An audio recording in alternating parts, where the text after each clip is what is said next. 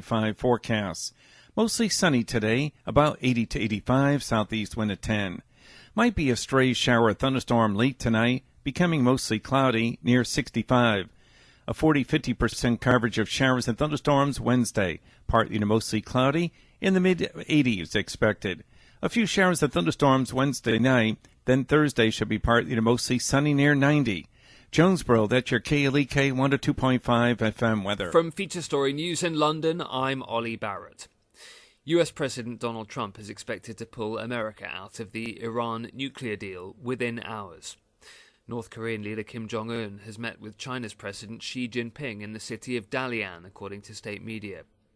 New York's Attorney General Eric Schneiderman has stepped down after 4 women claimed he assaulted them. And Italy is likely to be forced to take a repeat election, with coalition talks breaking down. It's 9:01.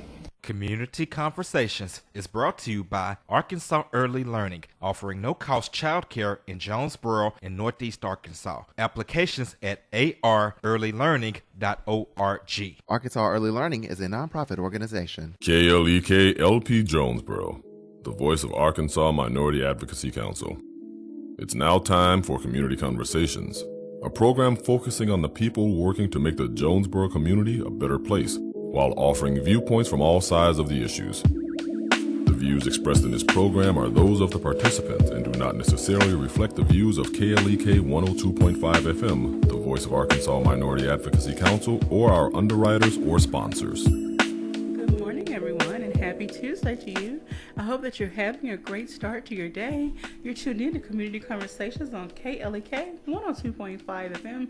I'm your host, Quabila Jones, and my special guest today is Mr. Mitchell Tipton, who is the Republican candidate for the Craighead County Circuit Clerk position. Good morning, Mr. Mitchell. Good morning, ma'am. How are you this morning? I'm great. I'm so happy that you decided to give us your time and come on to share your platform, what you're running for, and what you hope to bring to the office of County Circuit Clerk. So before we get into that, let's the listeners and viewers get to know a little bit more about you.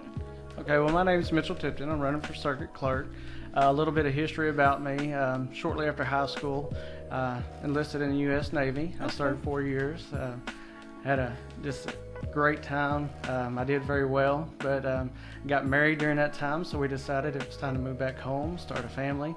Upon returning home, we wanted to get settled in, and I wanted to be able to go to work where I could continue to make a difference. So, sorry, my headset. No problem.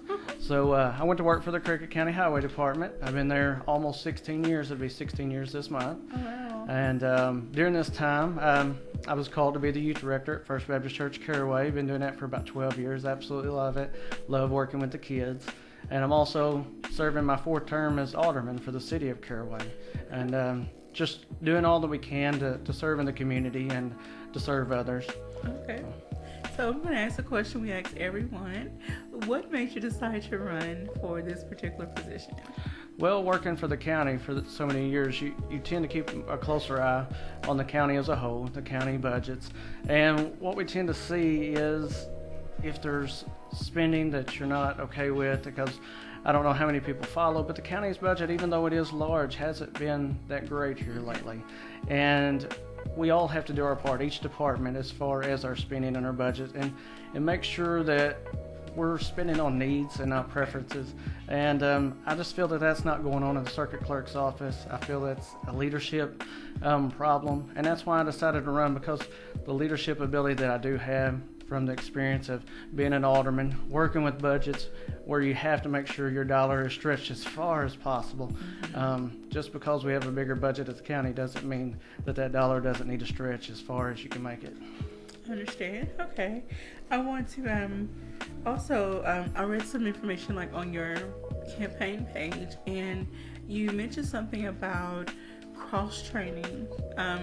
Tell us more about what areas that you feel that cross-training is needed.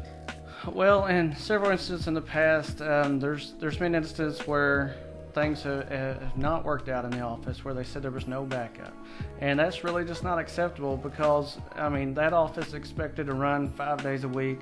Okay. And don't get me wrong, I know issues that come up that you have to work through. But if you have more trained people that are able to do the job above them and the job below them, no matter if somebody's sick, on vacation, for whatever reason they're absent, somebody is going to be able to step in, take the place, and make sure the office continues to run smoothly like it should. Okay. All right, so, and just to let everyone know, this is the first year that anyone elected to any position on the local level will serve for 4 years. Is that correct? Yes, ma'am. All right, so you will have 4 years, if elected, to make some changes, and hopefully, whatever changes you feel are necessary. And I apologize, I didn't give a disclaimer before we got started that, KLK does not sponsor or endorse any candidate. We are just simply offering them the opportunity to express their views and what they're on concerning the position they're running for. I didn't say it as eloquently as he says it, but we just want to let you know we are not taking any side. We can't tell you who to vote for. We're just allowing the candidate to speak and share what they're running for and why they're running. We have a Facebook comment from David Carnes. Thank you for your service, Mr. Tipton. And shout out to Miss Marsha Phillips, who gives a thumbs up, and everyone else out there for watching and tuning in. Please drop your comments or questions below if you have any for Mr. Mitchell. I will be happy to address them on air. All right, so what are some other things you would like to share with individuals, for those who are going to the polls, try to decide who to vote for? What are some of the things you would like for them to know? I just want people to look at, take a closer look at your county government. I know a lot of people get wrapped up in the governor's race and these bigger races, but as you know, local government is very important. That's where your voice is heard the loudest. And for people to take a look and see how their money's being spent, to see if they're happy with that. Because for me, I'm not. That's why I'm running. I want to make sure that the tax dollars are spent responsibly. And that's what I want people to be informed. I want them to see just how their money is being spent, and then make your decision to see who you would like to be in that office. All right. Another thing I want to mention concerning the job description, it says circuit clerks must keep accurate records of court cases in the event they need to be revisited for court proceedings. So tell us more about that role of yours. Well, there is so much that goes on in the circuit clerk's office that so many people don't realize. So many questions. One of the biggest questions I got since I've been campaigning is, what does the circuit clerk do? And it's keeping records and docs of the circuit clerk and our circuit courts. And then on the other side, they do the recordings for the mortgages, liens and deeds and things. There's a lot of important parts, moving parts within that office that a lot of people don't even realize. All right, so when you mention liens and deeds, things of that nature, what steps do people need to take when it comes to contacting you? What help can you provide? Just break it down so those who may not know exactly, Well, obviously technology has come a long way, and they've actually made it where you can do a lot of it without even coming to the courthouse. But there is some people that they are reluctant to put in their information online, or they don't really even want to talk to somebody on the phone about it. They want to come in person and deal with people, and I don't blame them. I'm kind of one of those people myself. I'm not one that likes to put my information out. But when they come to the office, they should, expect to be taken care of. Okay. One of the things I have heard the most complaints about is in the past, when they come to have something recorded, usually they could walk out with it that day in a short period of time. Well, now you turn it in and it can either be mailed back to you, or you can come back in a day or two to pick it up. So that's one of the things we're going to work on to try to make sure that for those people who are taking off at lunch just to try to run by and handle their business, that maybe they can be taken care of that day instead of trying to take off again or wait for it in the mail. Alrighty, so that I'm sure will come with having more people trained to do more than one. Yes. More than one job, and also maybe streamlining how efficient everyone is in their particular job. Yes, ma'am. Do you foresee adding some additional trainings to the individuals that are already there having, I know it can be timely and costly to take someone off their job and try to do some training, but do you foresee trying to add more training sessions for those that are already in certain positions? Well, a lot of our people that are in there, they do very well at the particular job they're at. And there's a lot that can be done right there within the office without having to send out for training. But that's something we'll have to look at. If there's training that we feel that's necessary, that it's going to be worth the county's time and the money to send somebody to make sure, to weigh it out, to make sure that the pros are going to outweigh the cons as far as doing that. But we definitely want to keep up to date with all the training that's available out there. Okay.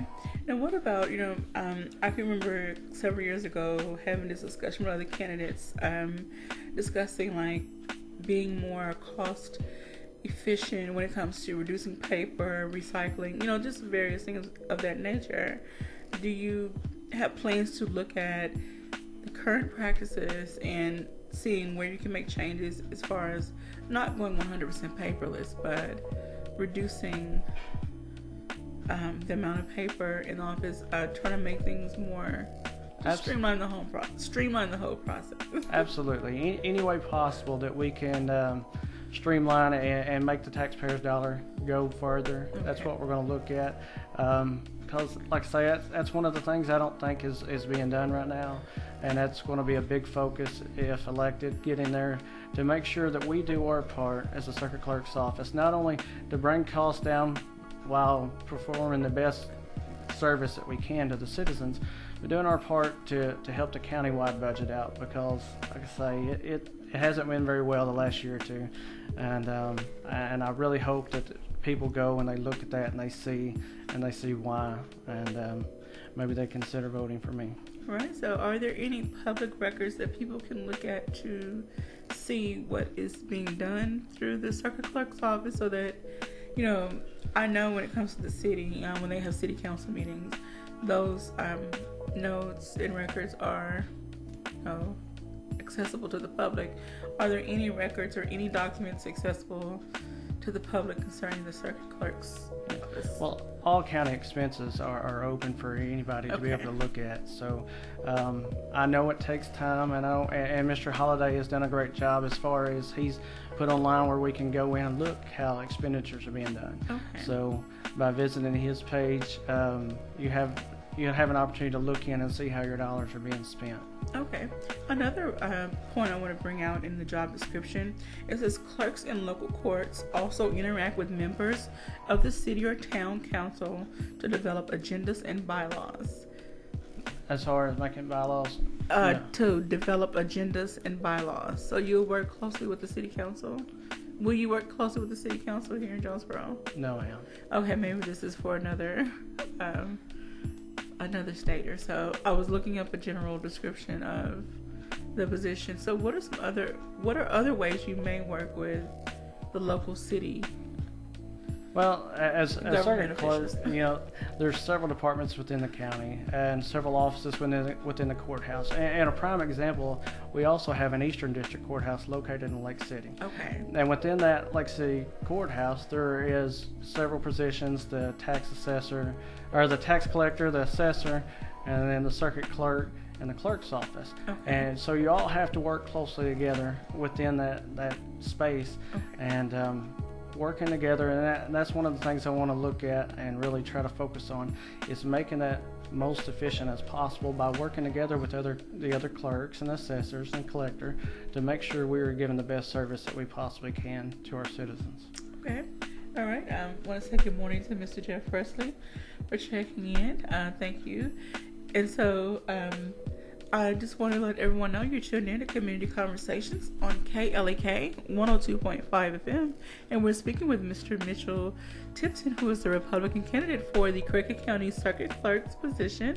If you have any questions or comments, you can give us a call at 870-277-1080, or you can leave a message on our Facebook live stream. We would love to hear from you all, and we'll let you know that early voting has started. So tell everyone where that is. Well, early voting has started. You can vote at the election annex early there on Jefferson, or at the courthouse in Lake City. I think Mr. Holliday's post yesterday said 300 people had voted in between Jonesboro and Lake City. Pretty good turnout, I feel, being an off-presidential election, and we're hoping for a good turnout because we do want to hear from the citizens. We want a good response because that tells us that people are listening, people are tuning in and really seeing how they can make a difference in their community. Yeah, so again, we just want to remind everyone that your local position, local offices are just as important, if not more, than the state and national, because you live in the city, you live in the county, you need individuals that are going to work for you. So we invite these candidates to come on to share their positions so that you can make an informed decision when you go to the polls, so that hopefully the person that you want to see there is in that position making the decisions for the good of the city and county. So I just encourage everyone to, watch these interviews, get to know the candidates before you go to the polls and make a decision. All right. So, what are some other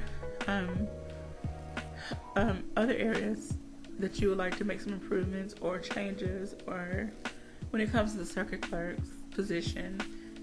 Well, I mean, like I say, there's a lot of great people that already work in that office. Okay.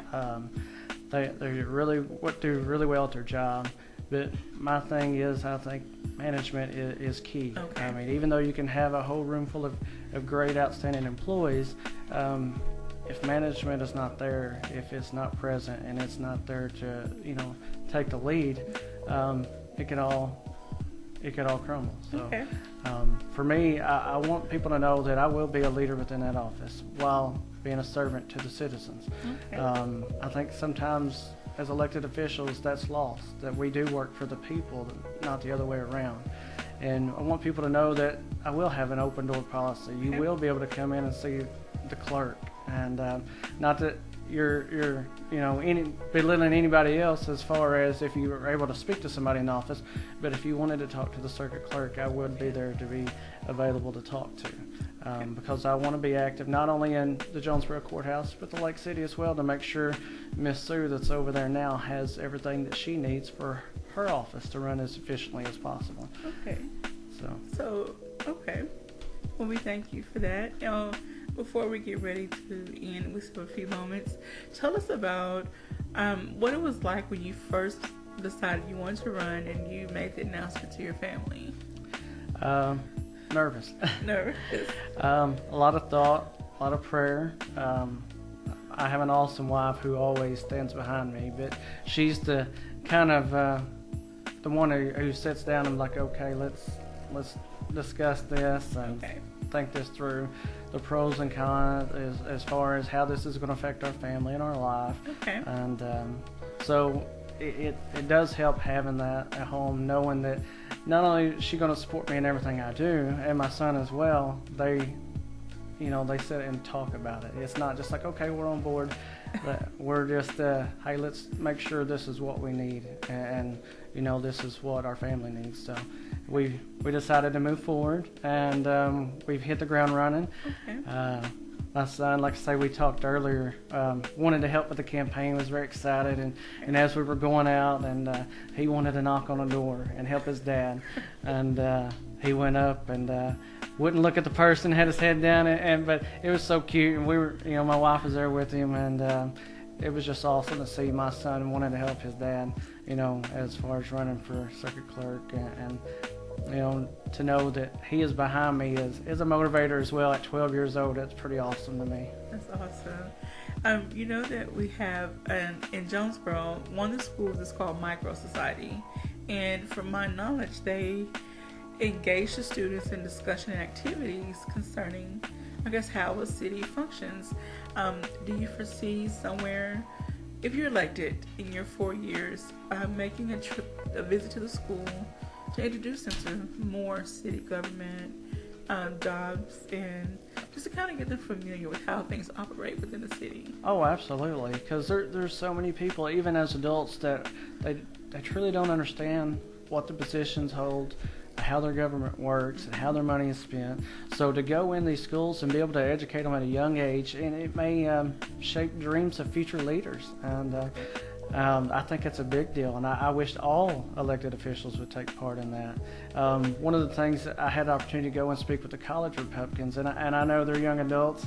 I feel like I'm getting old because I teach the 7th through 12th grade, and you know, I'm ancient to them, but to see the college Republicans, how they're stepping up and becoming leaders in their community, it's just inspiring to know that young people are taking a greater look in how they can change the future.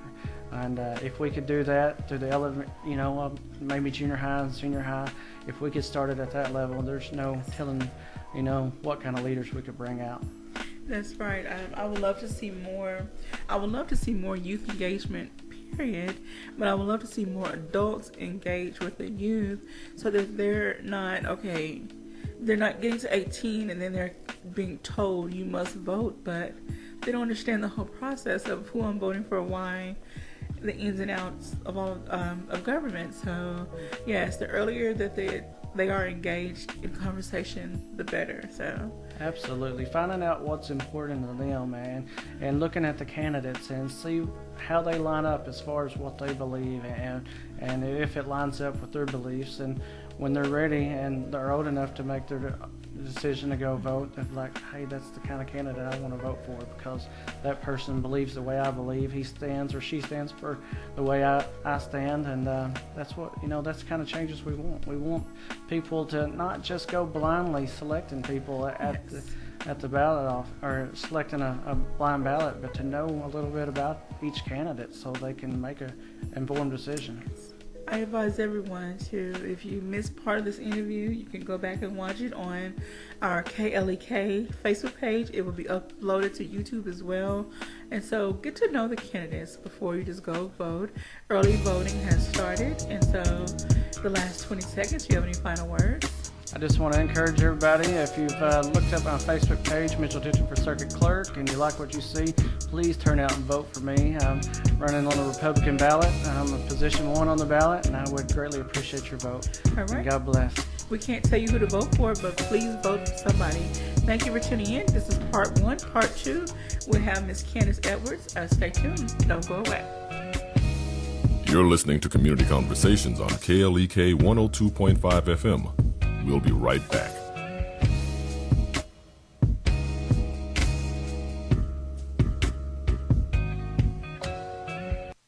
Is your child on the brink of becoming addicted to video games? I'm Mark Merrill with today's Family Minute. Many kids would rather stare at a screen than stare at the pages of a book. And when playing video games becomes obsessive and all-consuming, then problems will soon follow. The signs for addiction are obvious. It's the 8-year-old who has a meltdown when he's told to put away his iPad. It's the teenager who lets his grades slip because he can't turn off the Xbox. To help control this growing issue, here are ways to keep your child from becoming addicted to video games. First, set time limits for playing and stick to them. Second, take the video games away if your child disobeys the house rules. Third, make sure they're in some kind of sport or other physical activity. Remember, your family first.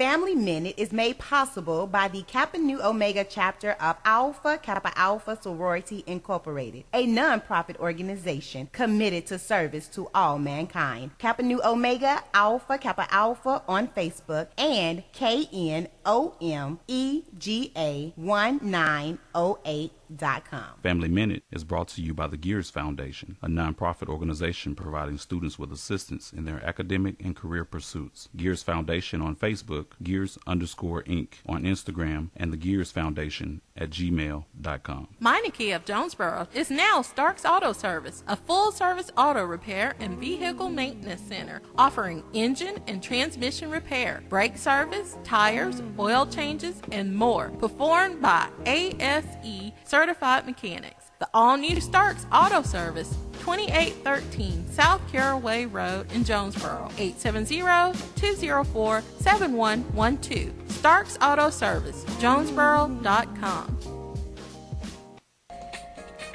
Hey ladies, it's Nettie Jones, the Girlfriend's Therapist. I'm here with my girls, Elise Lyles and Brianna Hill. The Fab Squad.